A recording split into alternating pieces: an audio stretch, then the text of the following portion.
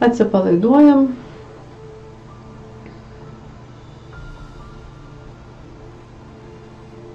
Susikoncentruojam, pamatom savo kūną.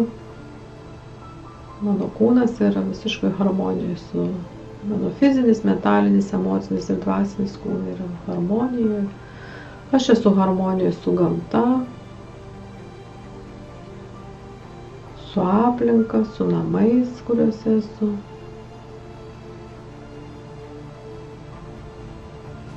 Dabar visi susitinkam kvantinėme lauke, aukščiausioj sąmonėj, besąlyginiai meiliai.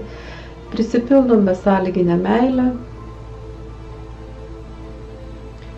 Ir kurie pavedu dabar parodyti visiems, kurie yra šitoj praktikoje.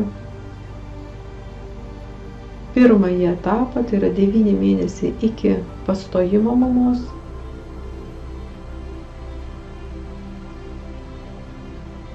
Kiekvieno iš mūsų sielos kelionę į mamos kūną.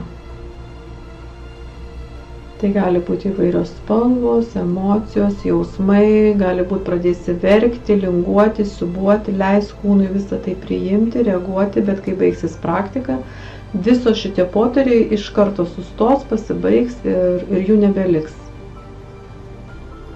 Taigi -9 mėnesiai iki tavo atėjimo į žemę.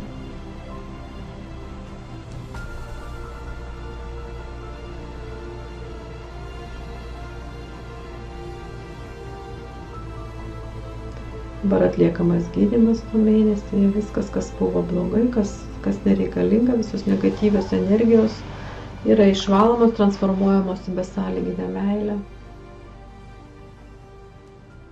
-8 mėnesiai iki pastojimo.